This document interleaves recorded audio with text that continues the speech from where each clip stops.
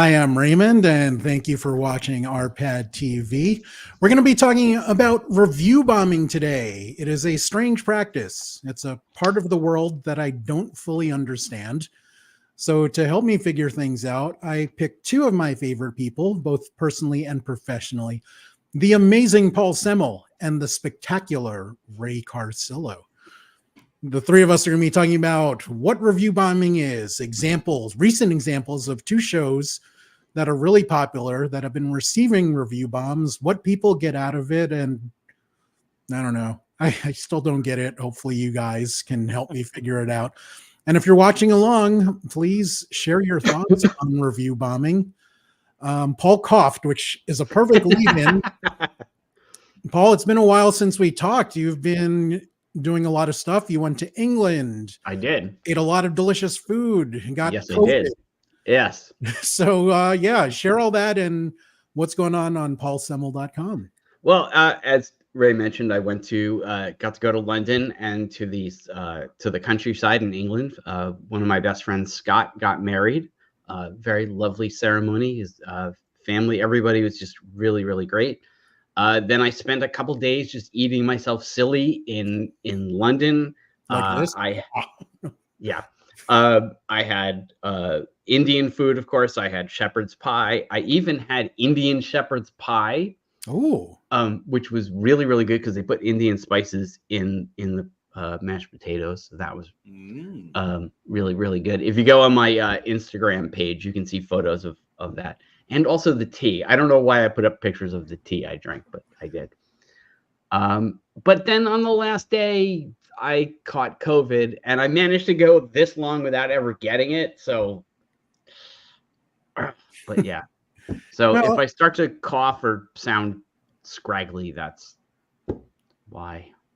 And for the website, what's going on? What's the latest on paulsemel.com? So the website is a lot of good book stories up as usual. Interestingly, this week there's a multiple books that are kind of connected. So as people may or may not know, there's a bunch of different board games and card games that are based on the writings of H.P. Lovecraft, the Cthulhu guy. And what they've also then done is those people have commissioned writers to write stories that are based in the world of the game. So they're kind of based on Lovecraft, but they're also based on things in the game. So earlier this week, as always, I have my props. I put up an interview with Tim Pratt. He wrote one of them that's based on the game Arkham Horror called Herald of Ruin, which is actually the sequel to a book he came out with earlier called The Ravening Deep. And this is the first book, and this is the second book in a sort of loose trilogy, which will finish up next year. I love that. Well, I've read a bunch of Tim Pratt's stuff before. He's really, really good writer. He's written science fiction and fantasy and all this other stuff. And then, excuse me, the other one, which is going to go up tomorrow, is an interview with Jonathan L. Howard. He wrote a book called The Shadow on the Glass, which is based on the game Call of Cthulhu, which is actually a very different board game. And lots of other good stuff. So that's where we are. Fantastic. And Ray, I want to hear about what's going on with Geeks Who Like Sports. And I hear you got a comedy show coming up. Yeah, lots going on. Geeks is still going well. Of course, we just dropped a new episode this week, talking a lot about Star Wars and obviously all the sports going on in the world. Caitlin Clark, obviously first rookie ever in WNBA to get a triple-double. So all kinds of fun stuff going on. And of course, I had a Yankee rant because the Yankees are playing terribly lately. I mean, really terribly. They're about to lose again. So things are going good with the podcast.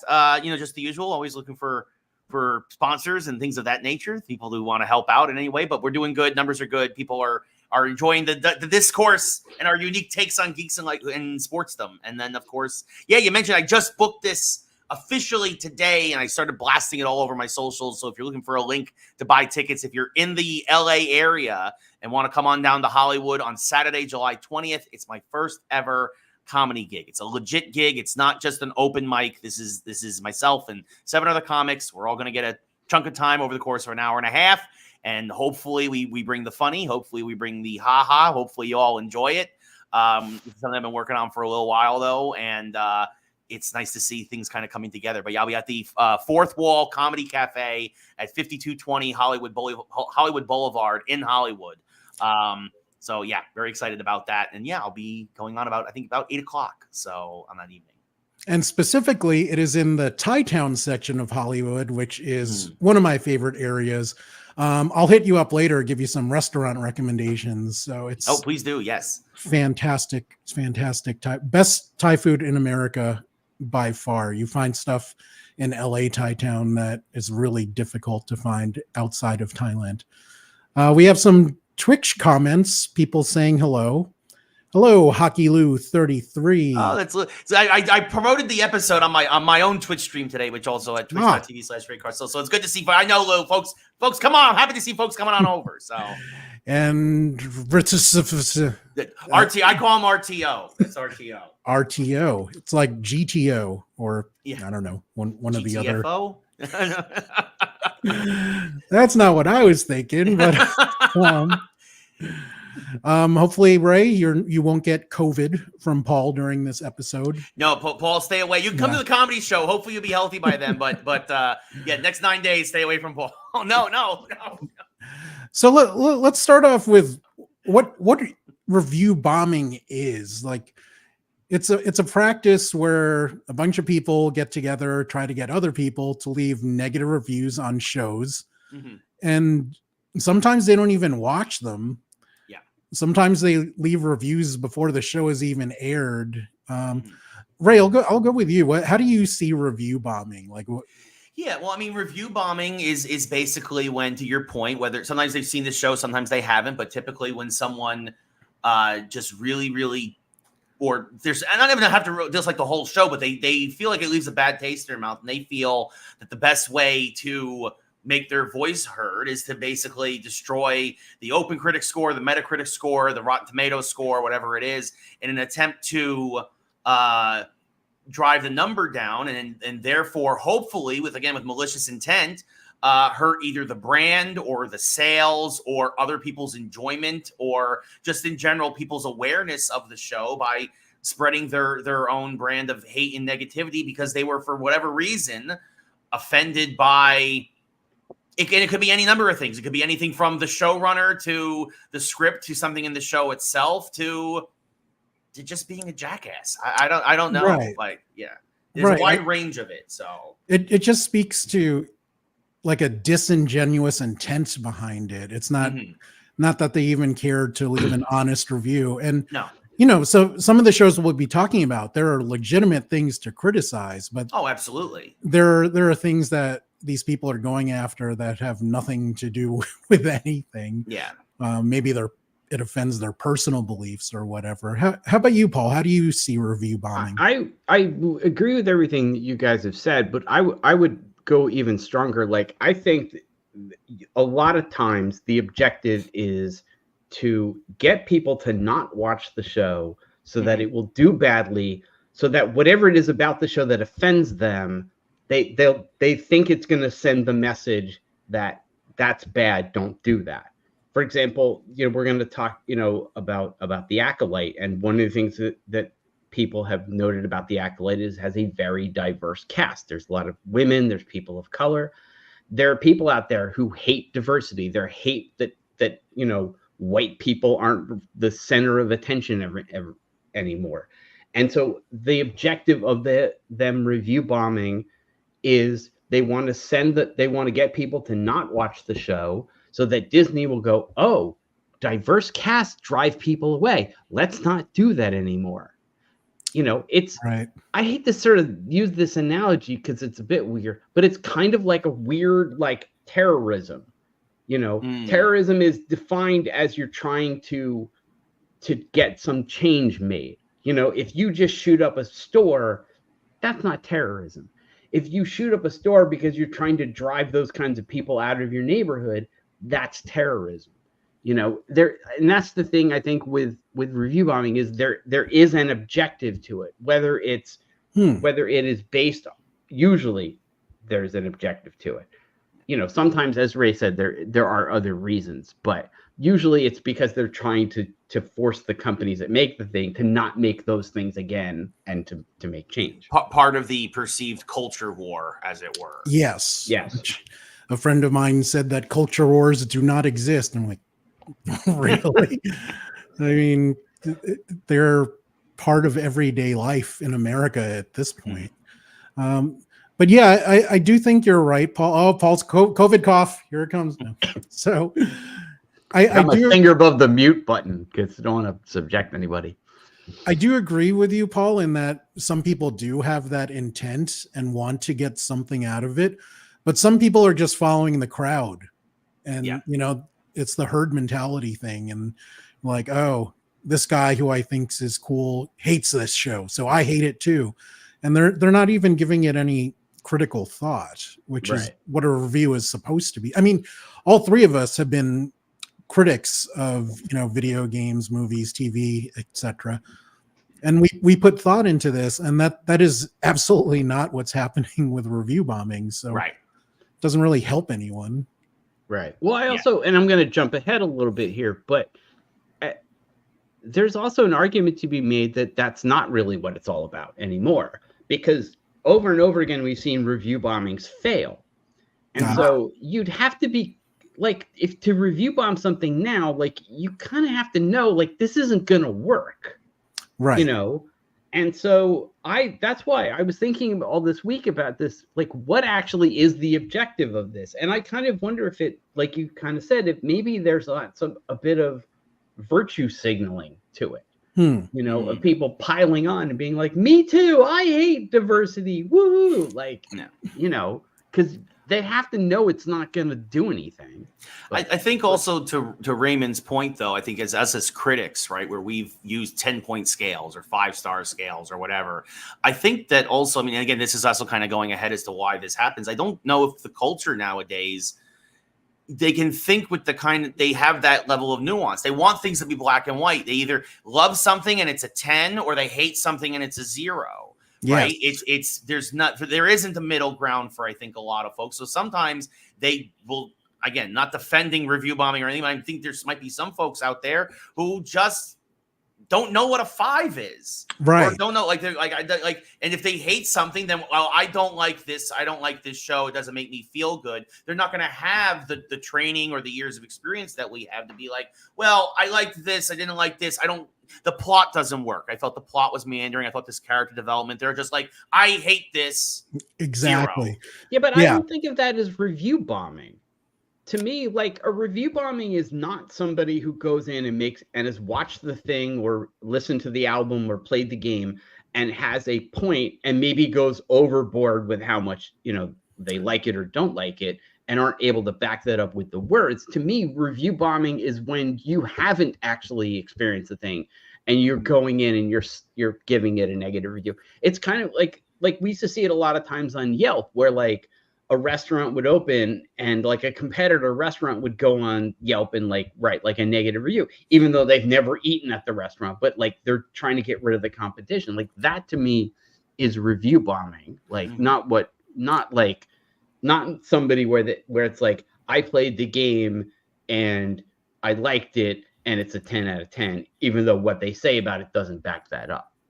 I do think what Ray is talking about ties into review bombing, though, and the whole culture of fandom these days, especially with Star Wars. There seems to be a very binary thing. Like, it's either awesome or it's the worst thing ever. And there's no in between when you're discussing these things. Like, I spend more evenings than I ought to on Reddit, like talking about nerd stuff. And it is very binary, like Ray was saying, and it's very extreme. And as we all know, only a Sith deals in extremes. Well, there are a lot of issues with this stuff that even beyond all of this, where, you just have people that they tie their identities to things now. Yeah. And if you say there's a lot of people out there that were, if they said like, oh, my favorite band is Metallica, and you said like, oh, I never really got into them, they get like antsy and like pissy about it. And I I really wish I could remember the quote, but the guy from Slipknot said something to the effect of like, people don't have convictions anymore. Like they can't just sit there and say, I like this. Oh, you don't like it? Fine. Who cares? Right. You know, like they get offended by it and whatnot. And they take it personal. And this is not something that's new. We've all seen this like for years.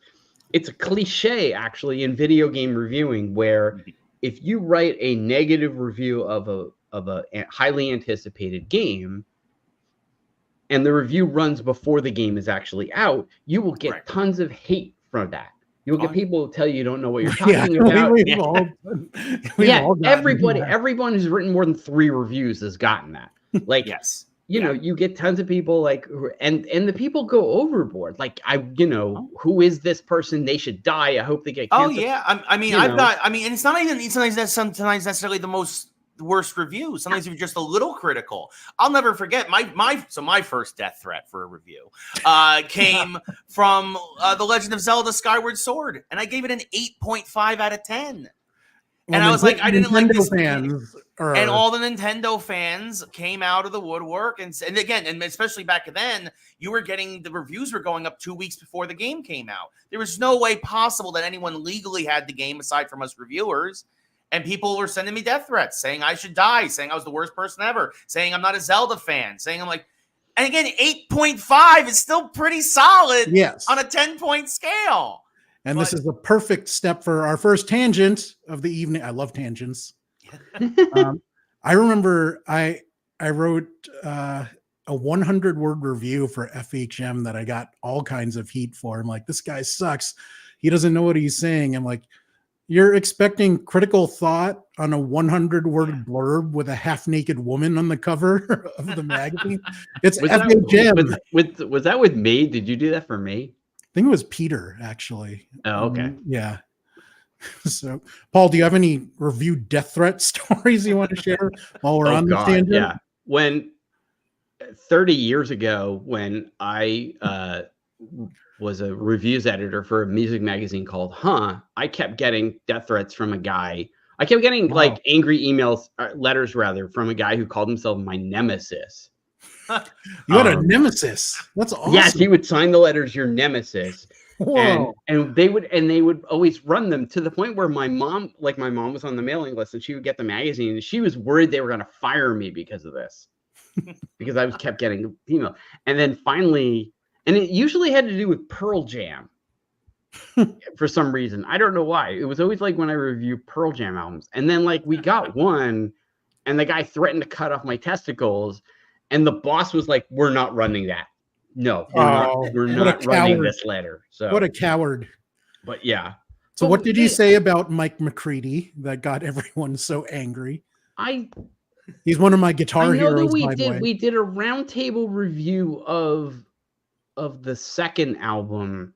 And I remember that I said that I liked the first album better, but the production on the second album was better. And then I did a review of the Neil Young Pearl Jam album. And I said that it wasn't as good as when they played Rockin' in the Free World. Was it Eddie Vedder that threatened to cut off? I was going to say Carlos. I was going to say it. I was waiting for the moment. Eddie Vedder was the one who sent you all those letters, Paul. It was actually the drummer, and then they kicked him out. So there you go. No, but I mean that's the thing. That kind of stuff, especially in video games, has become a cliche. It's like every time, like I said, like you put up a highly anticipated but negative review, and like you get hate mail until the game actually comes out, and then everybody kind of goes, "Oh yeah, this game is terrible," and the conventional wisdom ends up being the game was terrible. Right. Right. You know what I mean? Like there's no examples that I can ever think of critics all saying this game is terrible and fans saying this game is great. Yeah. Unless the game undergoes some kind of major transformation, the way say Fallout 76 has. Right. Where it became basically a completely different game. So Yeah. So let's jump into 2 examples of review bombing. Paul, I know you're not watching this show, but I think you're aware of the phenomenon behind it. Yes, and I've read the comics. And you've read the comics, so yeah. So The Boys has always been a social and political satire, even in the comics, although that was more of the post 9/11 era, whereas the TV show has done a phenomenal job modernizing things for our current political climate. And for the first 3 seasons, it was always critical of conservative politicians and policies. But season 4 took it to a new level, and it's really become clear to anyone that wasn't paying attention that, yes, we are making fun of you. And but why is it now season 4 has gotten the lowest audience score on Rotten Tomatoes than any of the other seasons? I believe season 3 was a 75 and the first 2 seasons were higher. So we're looking at an audience score of 52 right now. Ray, why do you think The Boys is getting so much heat this season? Well, you said it, Ray. I mean, they figured it out. It was finally so blunt that they figured out that they were making fun of them, right? All the right-wing Nazis and all that other stuff. They're like, wait a minute, Homelander's not the hero? He's not a good guy? He's not someone we should emulate, just like Cody Rhodes is doing over in WWE? Like, he's not, like, what? and that's why it's getting bombed, is that, finally the people, the keyboard warriors who they finally realize they're making fun of them. Right. And that now they're angry about it because they've gone on this journey with them. They feel like they've been strung along for 3 seasons, and it's really they just weren't smart enough to figure out what the joke was all to begin with. So now they're mad, and so that they went to the keyboards and they're bombing it on Rotten Tomatoes. And by the way, 52% still isn't even actually it's not great, like you said, compared to what it was. But we're going to talk about some worse review bombs later. But it's like it just no, I think it's just that finally this huge segment of the audience that didn't realize he was being made fun of finally figured out that they were the butt of the joke, and now they're mad. That just seems so, like, how could they not know? I don't know. It just seems because they're idiots. Don't forget that when Stephen Colbert was doing the Colbert Report on Comedy Central, there were people who thought it was serious. They thought he was really a legit right-wing pundit. Yeah, absolutely. Yeah. Who was he calling Papa Bear on Fox? Bill O'Reilly. Bill O'Reilly, yeah. They couldn't say that a grown man was calling another grown man Papa Bear, and they didn't realize it was comedy. No. No, especially on Comedy Central. Yes. So. Yeah, after the Daily Show with Jon Stewart. Yeah. They're like, finally, some counter programming for that Jon Stewart guy. Right. Sorry, shouldn't have done that accent. But I mean, some people just don't get irony. I mean, right. You know what I mean? Like it doesn't work. Yeah, exactly. It doesn't sort of work for their headspace. I don't know why, but yeah. That reminds me of when Jon Stewart was on Crossfire, when I think it was Tucker Carlson and Paul, what's his name? Not you. Paul Begala. Paul Begala, yes. And he's like, don't you have a responsibility that people are taking you seriously? And Jon Stewart's like, my lead-in is a show with Muppets making prank phone calls. Yeah. But is there really that some people, not saying all, were that dense that they didn't get the joke? Well, and I think it's not just that they're so dense that they didn't get the joke, but then they're also so sensitive that now they can't laugh at themselves. They take personal offense to it, right? Like that's the I think it's the 1-2 punch, right? Not only that they were the butt of the joke, but that they can't handle being the butt of the joke.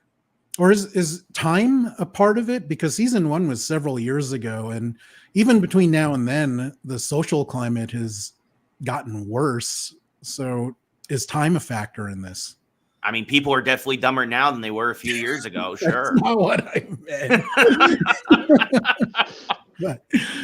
But, what do you think? See my comedy show, everybody, by the way. It's in Hollywood. Yes. And it's going to be just like Bobby Lee. Ray's going to take his clothes off and everything. No.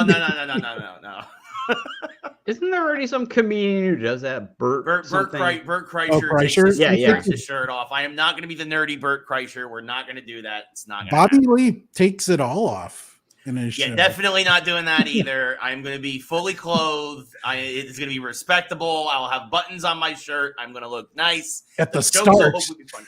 At the start. That's right. It's very easy to take your shirt off when there's buttons on it. No, that's not happening. It's not happening. Paul, save me. What do you think? I think you should take all your clothes off and have a good time. Oh no. He could be the micro We machine. can dance and party all night. Why am I singing? Wait, this song? who sang that song? Oh God.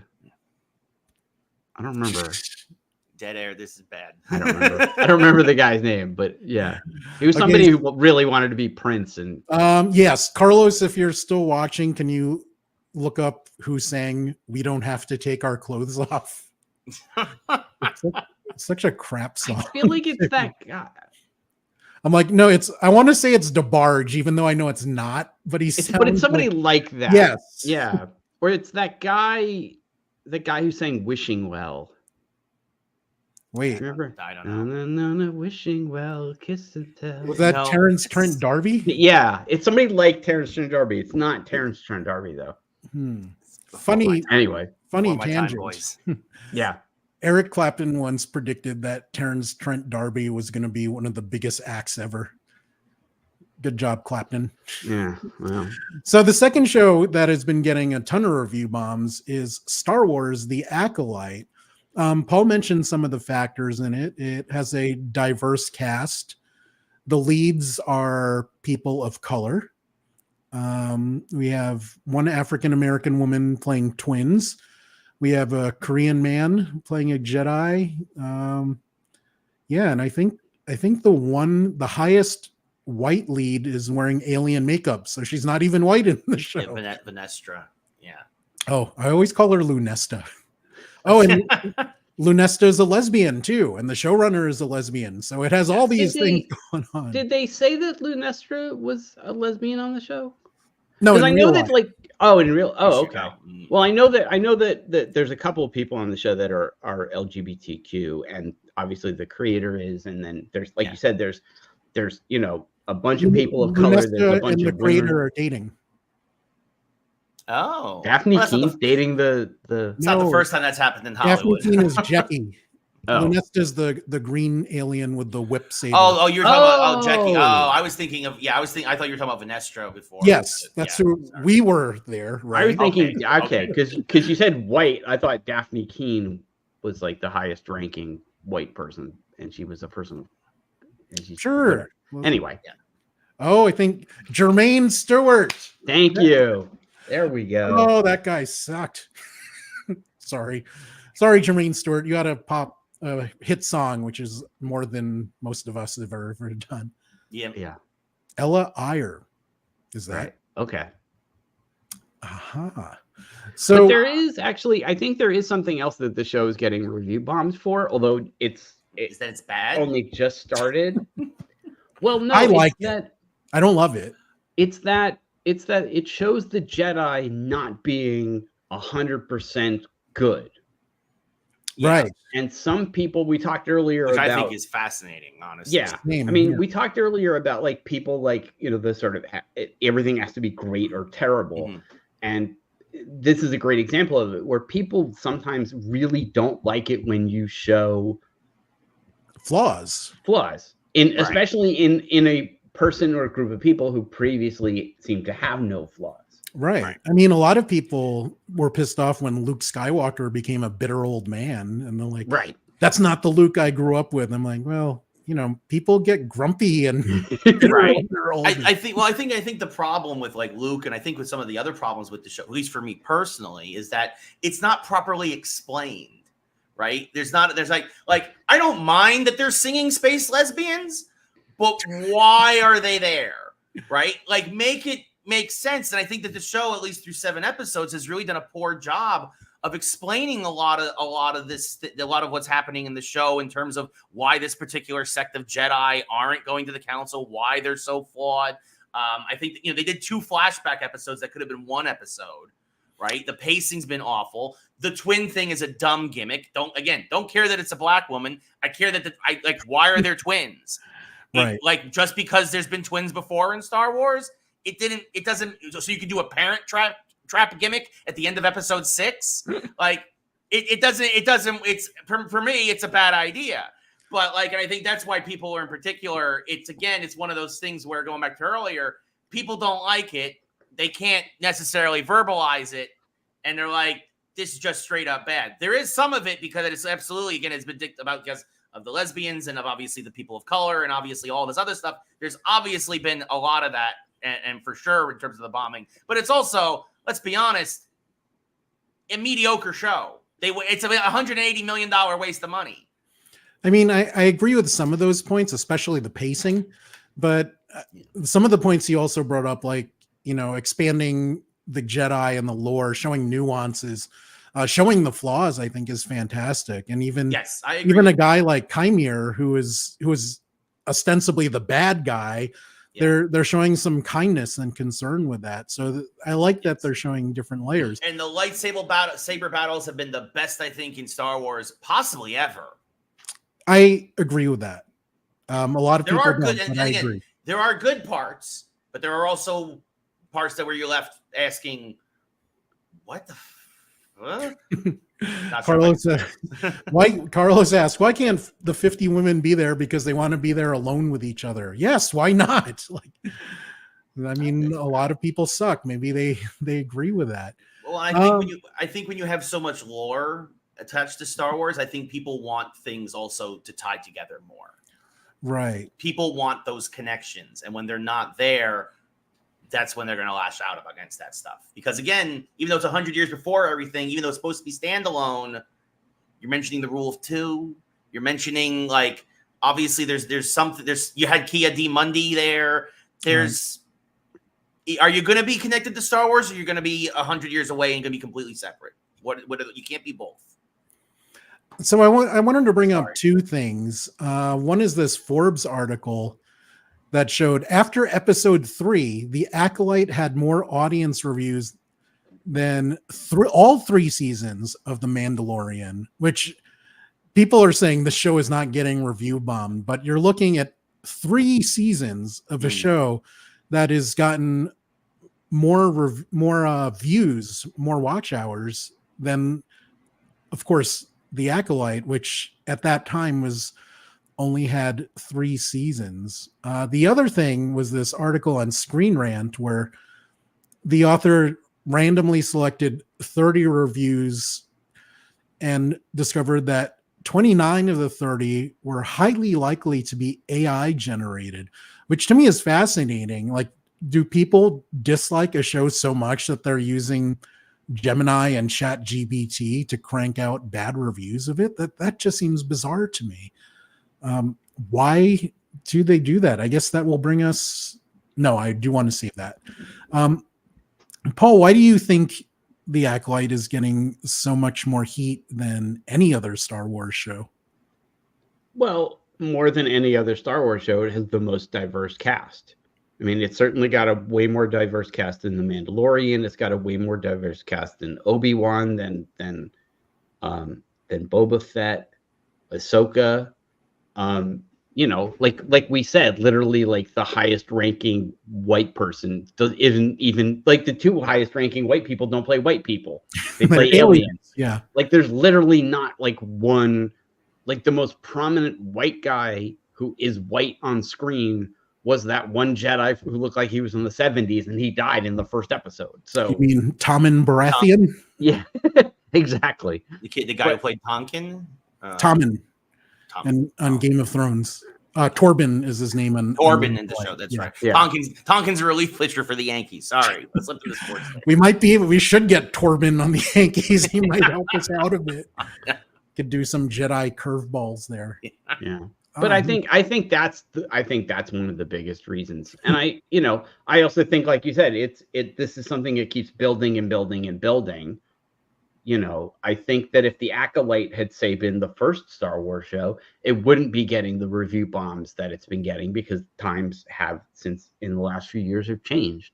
And there is this increased anger about diversity and DEI and all this other stuff that you're seeing, in conservative media, and I think that feeds into this.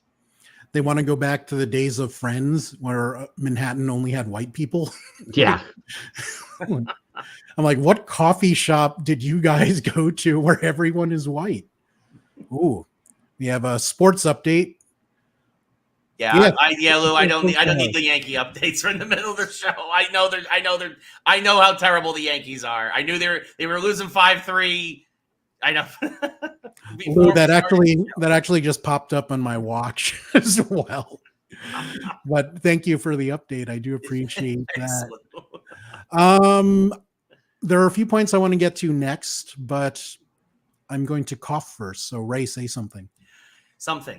No. So yeah, sorry, it was easy. Good night, Gracie joke. But yeah, no, I think to Paul's point, I think he's spot on where I think that especially these bots are, I think that that's the other thing is one person can take something and now with these bots, and it's so easy to make fake emails and extra emails and extra accounts. Like I know all my TikToks and my Twitch and whatnot, when people don't like what I do, if I block them, they're back in 2 seconds with a new account and a new email and no followers. And, and it's the same thing. And you end up having to block 6 or 7 of them. So it's so easy nowadays to make a bunch of Gmail accounts or a bunch of Yahoo accounts or whatever you want to use.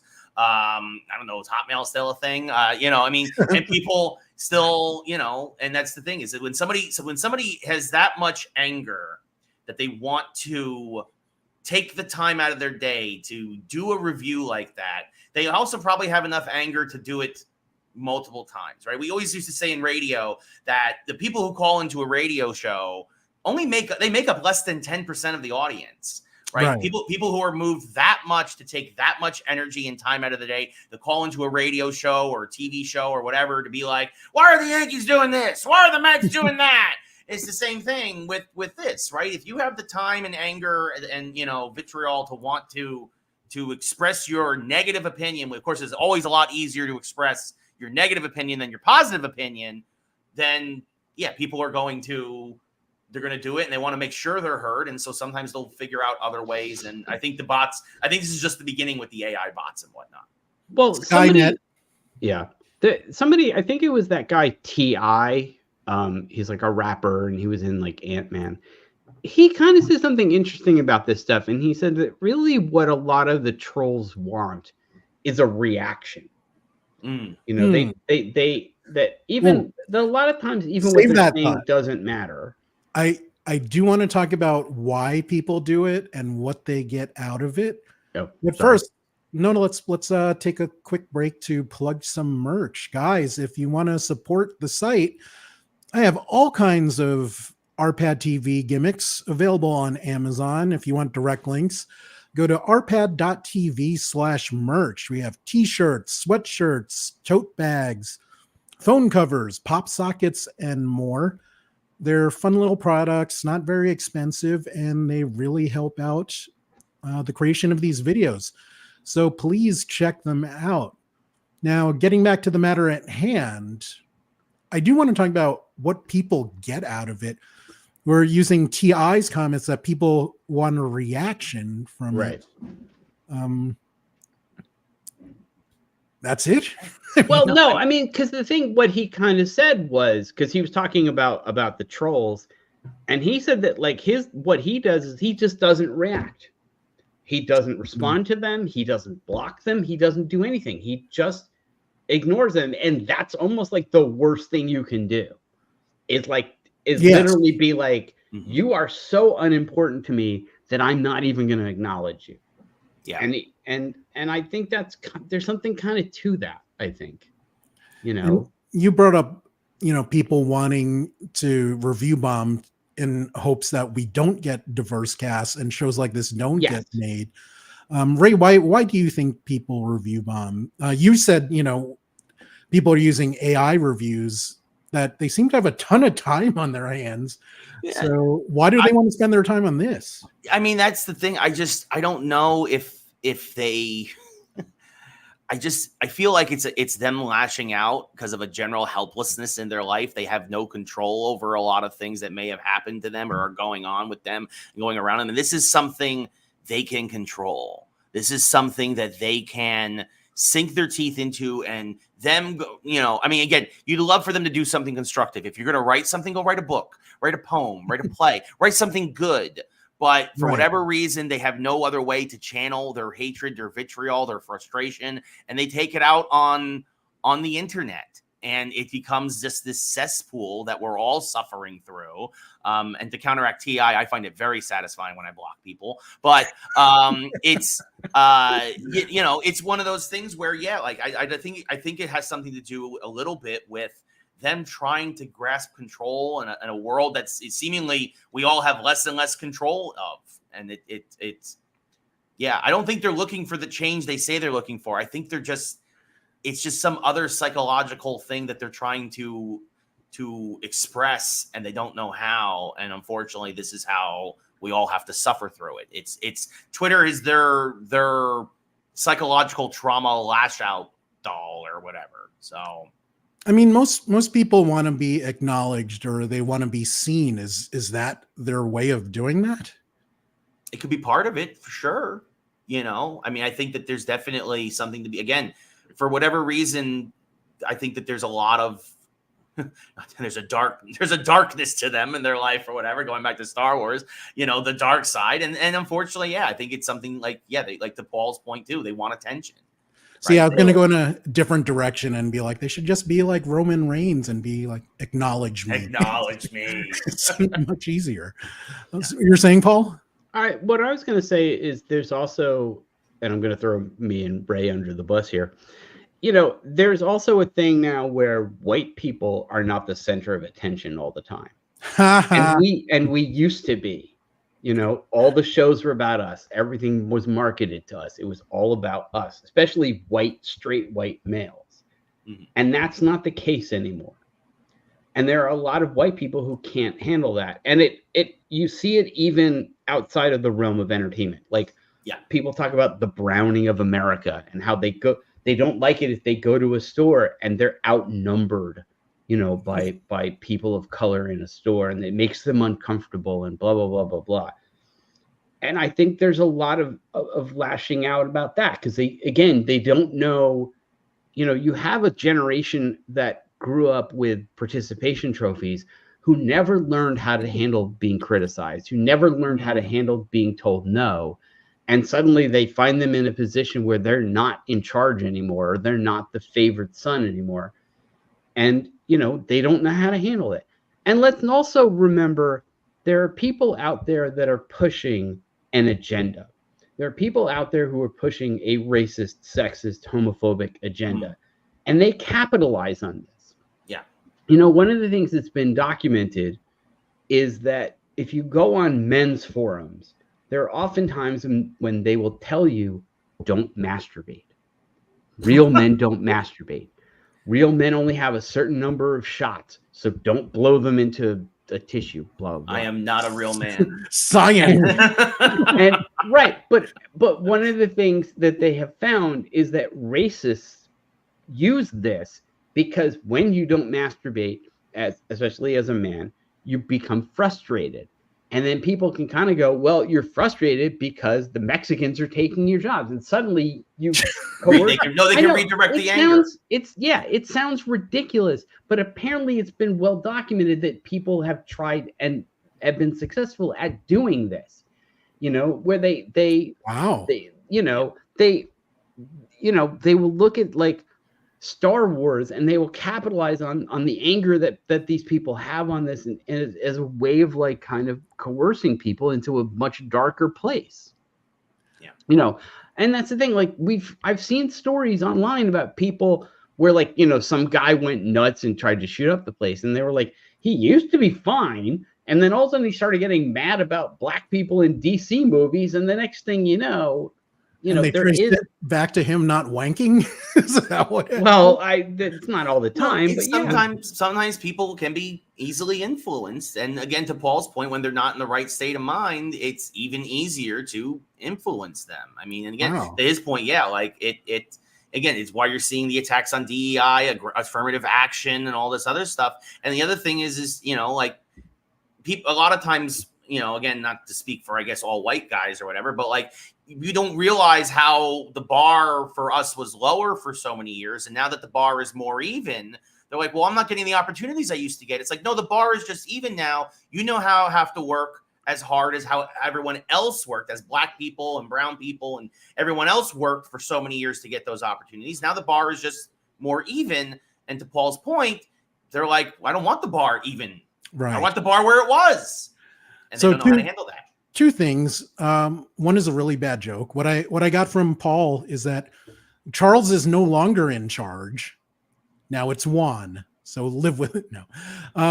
But Paul, I did not hear about this kind of manipulation. That seems so bizarre to me, but also it made me wonder, is this why part of Project 2025 is outlawing porn? Is that part of that whole manipulation and generating? It very well might be, but I think there's more. I think they just don't want porn. There's also, that also has a Christian nationalist. There is like, yeah. So, I mean, because there's a lot of things in Project 2025 that have to do with sex.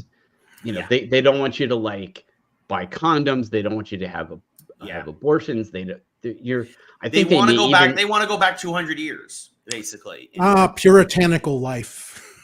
Well, they want to turn us into Gilead from the Handmaid's Tale. Because clearly they haven't read the book and seen how miserable absolutely everybody is. Well, no. Again, it's folks like that who are like, the people in charge there, they're the heroes of that show. They don't understand. Again, they don't understand. They're not in on the joke yet. They got to do another season like they did with the boys, and maybe they'll figure out. They're being made fun of. That's a warning in that show too about fascism and all that other stuff. Yeah.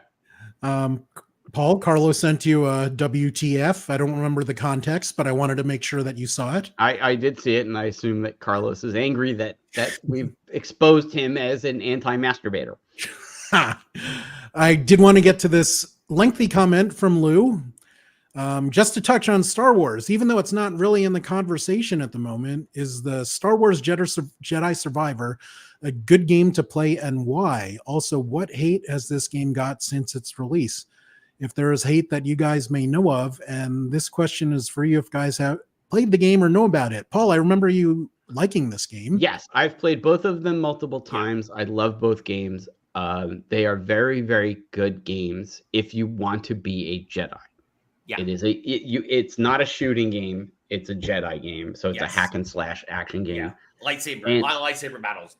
And actually, if you've played Ghost of Tsushima, it kind of reminds me of that a lot, except with lightsabers. Well, I mean, and Star Wars has its roots in like a lot of samurai culture and everything. So very true. Very true. Ghost of Tsushima, and sorry to cut you off, Paul. Star Wars Jedi Survivor to me, and Jedi Fallen Order must play. Right, that's true. Survivor was in my top 5 last year. Yeah. I don't know of any hate on that game. Marcus hates it, doesn't he? I seem to recall that. I know. Disney. I think Disney. Yeah, but Disney was mad when Cal Kestis lightsaber hilts got sold out after the game came out at Disney World or whatever. Like, because they were like, because there were people who were like, who's Cal Kestis, and they're like, video games, man. Come on. I always want to call him Cal Testes.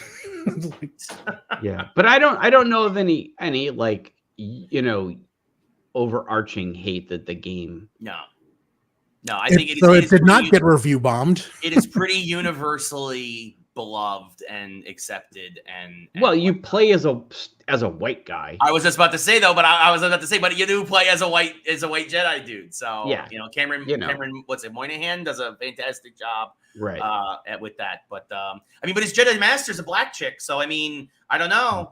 True, but she's more of a supporting role. Sure. I mean, and Deborah Wilson does an amazing job with that as well. By the way, she's always and right, and in the context of that game, it is Cal Kestis is up here, and everybody else is kind of sure because in the video game you're gonna follow the protagonist. I think have not heard any hate. Think it's phenomenal. Highly recommend. 9 out of 10. So we've come to the conclusion that people are review bombing because they're angry about diversity, they want to be seen, or they're not wanking, which is something that I learned today that is even more fascinating. Now, do review bombs accomplish anything? Nope. Not usually. No. I do think there are rare instances where it feels like a change is made after a review bomb, but you don't know if it's because of the review bomb or the change is going to happen anyway. But I know from my side of things, like my time at Warner Brothers and my time at Boss Team Games, trust me, people see the review bombs. They are aware of the review bombs. Right, but usually especially when you're on the other side of things, like, when something is being review bombed, it seems like the companies kind of go, oh, that we're being review bombed because of diversity. Right. And they kind of ignore it. Which is one of the nice things. You know what I mean? Like, it's one thing, because I think, like we've said, it's one thing if you get a whole bunch of negative reviews and they actually have a point to them. Mm-hmm. And they seem like they're written by real people. Yeah. You know what I mean? And I think that especially game makers, because you can update your game, they will take that into account. And that's why you have things like Fallout 76 going through massive changes. It's why the other games go through massive changes, because a lot of people went on their forums and whatever and said, this doesn't work, or this doesn't work, or this feels weird. And again, that's not review bombing. Review bombing is like, your game sucks because there's like diversity and stuff. Right. But I mean, going to the style of review bombing that Ray was talking about earlier, I don't know if these people understand how social media works, because there are people that will thumbs down anything positive said about the Acolyte or the boys, or, they will leave smiley faces on articles about that on Facebook. But any kind of interaction increases engagement, and that's what they care. Like Facebook and YouTube, they don't care if it's thumbs up or thumbs down. Right. They care that it's getting a reaction, and they will promote it more, even if it's getting, 100,000 thumbs downs. That video will be more prominent. Yes. So if anything, they're bringing more attention to it. So they are. They don't realize it most of the time. To your point, Raymond, they don't understand social media. Right, but it just seems like I can't really think of an example where people review bombed the hell out of something and it actually mattered. And in fact, even if you look at the two big things that review bombers with diversity claim as victories, like, everybody who knows anything about it knows that that's not the case. And the two things being the female Ghostbusters movie and the Marvels. Everybody who knows anything about this stuff knows that the Ghostbusters movie didn't do well because it didn't have the original cast in it. Right. And the trailers didn't look funny. And sure enough, now that the movie's on regular cable and a lot of people have watched it, they're like, yeah, it's not funny. It's just not a good movie. Yeah, it's not. Right. It's not a good Ghostbusters film. Right. And with the Marvels, everybody, I think all three of us loved it, right? Yeah. Yes, absolutely. Yes. And the thing with the Marvels is everybody knows that there was superhero fatigue, and there was also the strikes. So those people couldn't go and promote the movies. And this is one of the nice things about, this is a weird sentence to say, this is one of the nice things about review bombing, is that the studios is nowadays, especially, people know it's going to happen. And they know that, and they see it in action, and they can ignore it. They do ignore it most of the time, but there are also like any place of business. I also know this. There's always politics, and so there are some people. Sometimes people inside of company can also use the review bomb for their own personal gain, because if they have a grudge against the creator or against an actor or against something, they then have ammo and they can point to the review bombs. Even though we all know the review bombs, they can then point to them and be like, Brie Larson, we can't cast her anymore. She's done. Or whatever. Right? That's just an example. Like, but even they know that it's bullshit. They know. But they're just using it as an excuse. They're weaponizing it. Yes, exactly. And I think that's also something. But this is the thing. Like, we've been talking about the Acolyte getting review bombed. The Acolyte is doing super well. Sort of, kind of. I mean, ratings have been really, really good. Right. But the counter to that is the review bombers are saying, like, look, it's the second lowest viewership out of all the Star Wars franchises, which I don't think that means what they think it means, because the Mandalorian was first. So of course that was going to get all kinds of attention. Right. Book of Boba Fett, which I thought was the worst. It still had Boba Fett in the title, so people were attracted to that. A lot of Clone Wars and Rebels fans watched Ahsoka. Obi-Wan, of course, is an OG character. Right. So right now, Andor has performed worse than that, but I think a lot of people loved Andor, at least from a technical standpoint. I loved it. I think it's the best of the Star Wars shows objectively.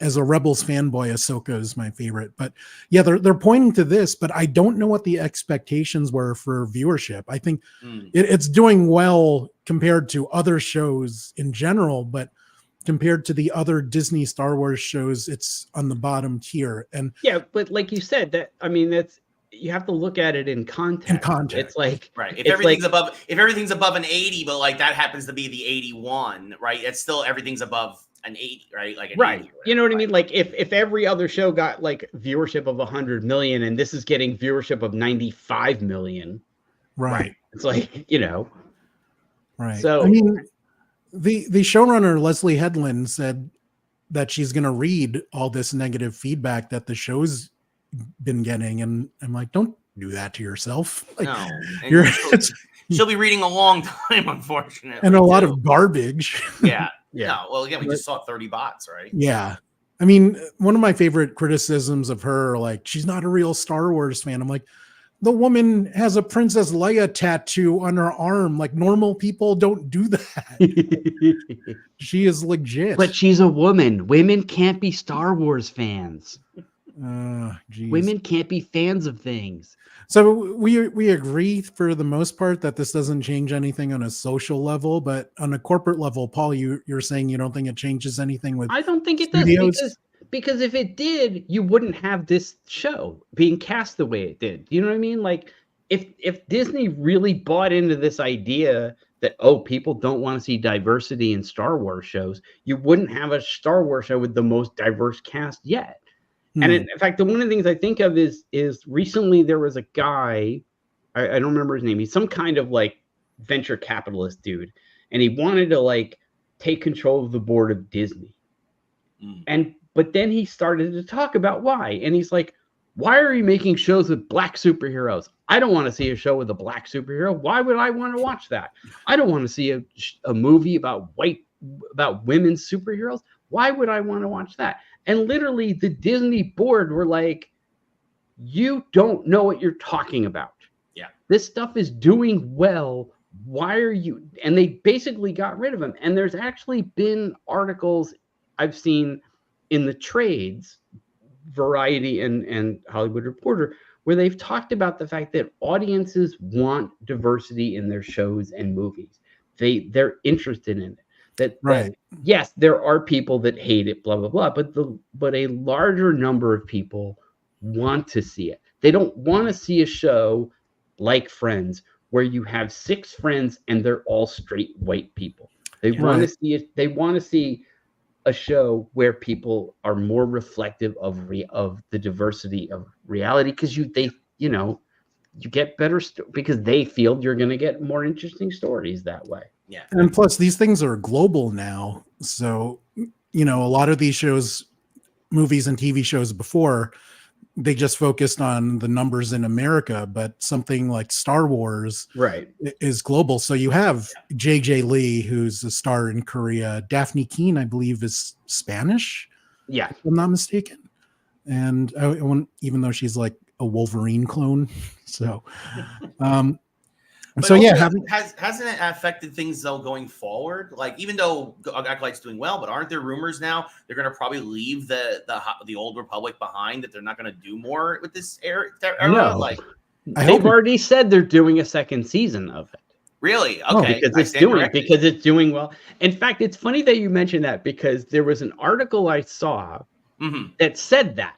They said that Disney was giving up on the entire High Republic. I wonder if I had saw the same article. Yeah.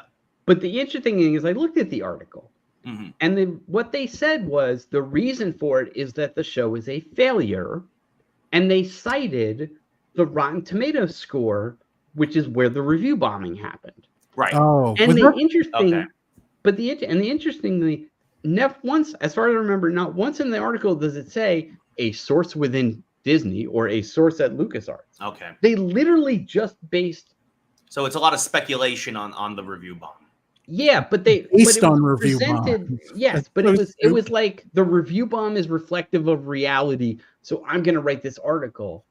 And the thing I thought about as I was reading it is, okay, maybe someone's going to read this, not understand how things work, and are going to go like, oh my God, okay, so they're not doing a second season of The Acolyte. But in a year or two, when there's a second season of The Acolyte, they're going to be like, wait, I thought it did badly, Well, I Right. mean, by That's- the numbers, Andor did worse, and that's getting a second season. Well, so exactly. I don't know what they're Because it, Which I because, don't yes, understand. it did. It may have done worse, relatively speaking, but it still did really, really Yes. well. Yeah.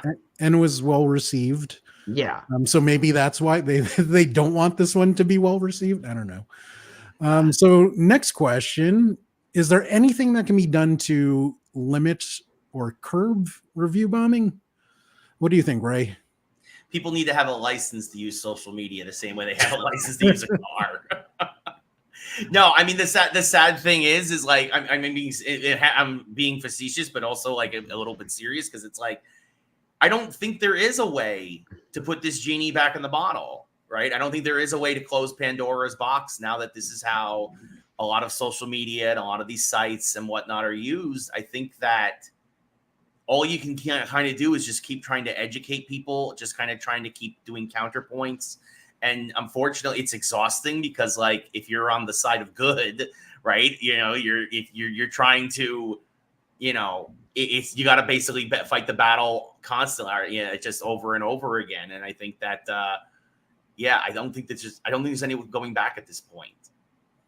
RTO says it will never stop, unfortunately. Oh, sorry, I missed this one, Lou. Not sure if you guys play GTA, but we know about it. Any have thoughts on GTA coming in fall? I have thoughts that it is coming out.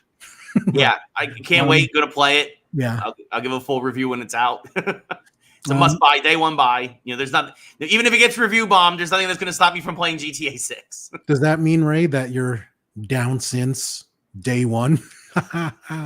Yeet. Paul, what can be done to curb or prevent review bombing? Right. Well, okay. First of all, I think that the sites where the review bombing happens can be more vigilant about it. And when they see it happening, they can kind of do something about it. I mean, I know Amazon has a thing now where if they say on like on personal reviews whether the person actually bought the thing. Now, yeah, they've had it for a while. Yeah. Now, granted, you could buy it from somewhere else, but still, at least then it's like a verified purchase, is what they say. Yeah, I think that can help. I think what can also help as a consumer is we can call it out when we see it. The best way a review bomb loses its power is if everybody knows it's a review bomb. right. If you see a TV show that's being review bombed, and you say, "Hey, everybody, this show is being review bombed," then everybody goes, "Oh, okay."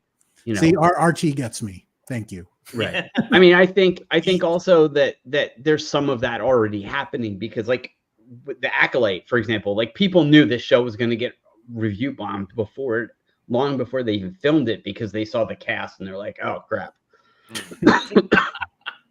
But I mean, there are simple things that I don't think you can get rid of it altogether. It's going to happen no matter what. But there are things you can do to curb it, like don't allow reviews until the show aired. For one, Right. that seems like a simple one. Yeah. There are filters you can run text through that can tell if they're AI generated or not. They're not 100% accurate, but they do a pretty good job most of the time. Even Google uses something like that to affect SEO rankings.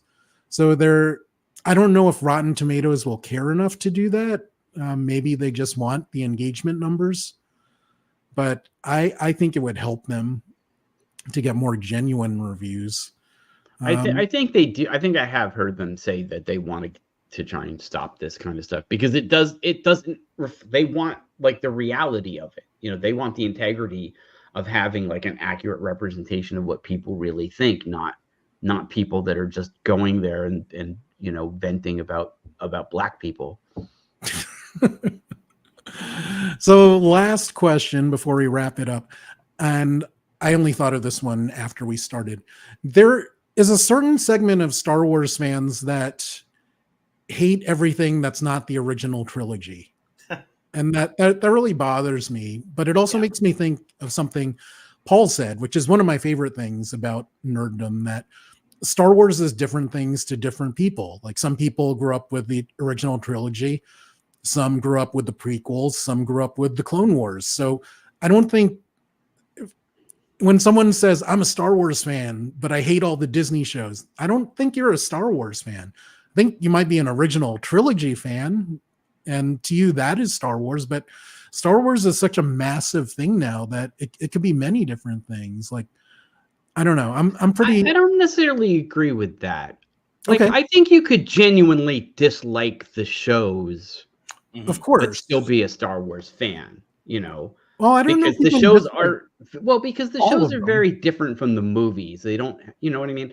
I think that but the shows are also very different from each other. So right. But Well, I can think understand. It goes back to, are you hating just to hate, or do you actually have legitimate No, I'm gripes? talking about Right. somebody who genuinely doesn't like them for some which reason. is possible for Yeah. sure. I think there's a point at which you become a fan of a specific aspect of a thing as opposed to all of it.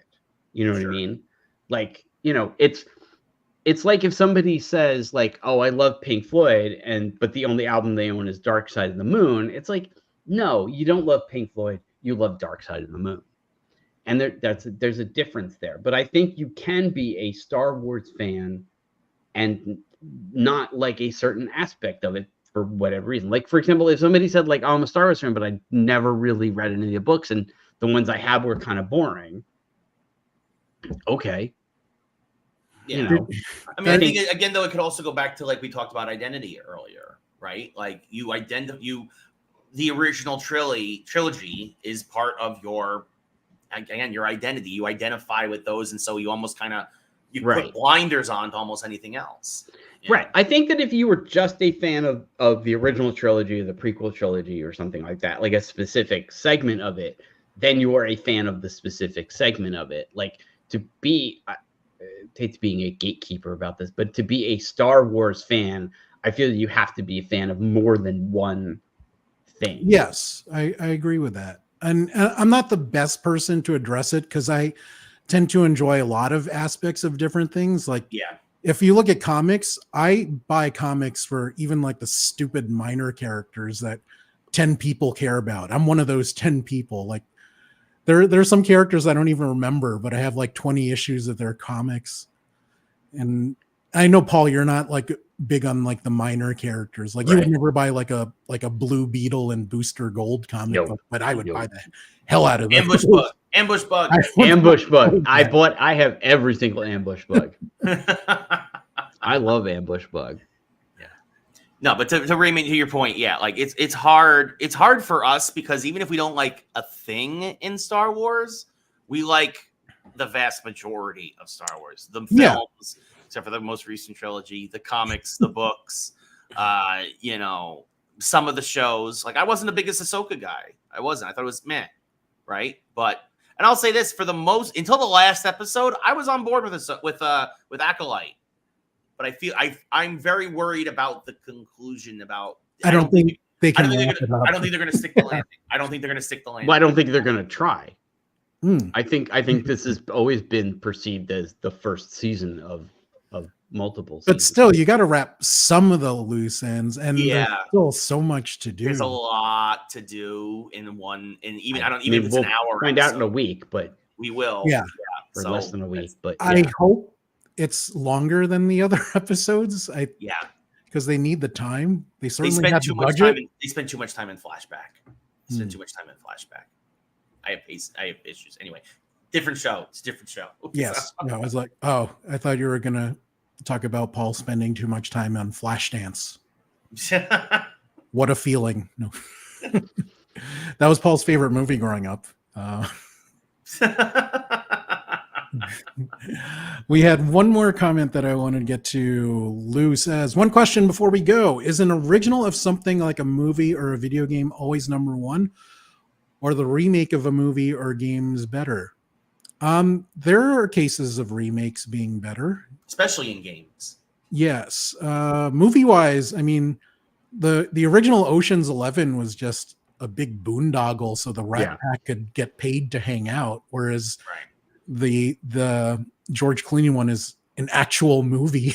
And a good one too. Yes, very stylish. Yeah, I love the Ocean's movies, even the bad ones. So, yeah. And can you guys think of any remakes that were better than the originals? The first Metro game. Sure.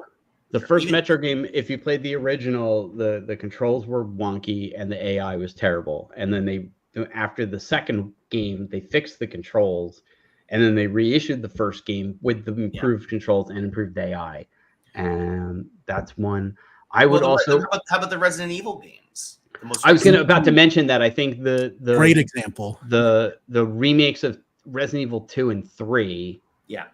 4 not so much, because 4 still worked. I was gonna say 4 was already good when it first came out. They just kind of updated the graphics for 4. Yeah. I mean, I do think that the 4 is better than the original just because they did improve the controls a little bit, but it's not like 2 and 3. Like if you try to play the originals, like it, I'm trying to think of like other things. Trying to think movie wise. Yeah, 12 Angry Men. I won't say the remake of 12 Angry Men was better, but I will say it was as good as they're both really good. Yeah. I love both of them. Like Jack Lemmon in the Henry Fonda role was just as fantastic. Good. Yeah. In that regard. So that's difficult to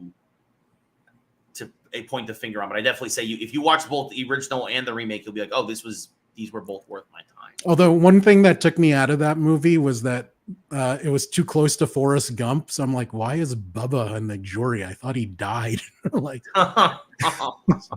it wasn't Tony Danza in the remake too? Is the guy who had to get to the Yankee game or something? You're right.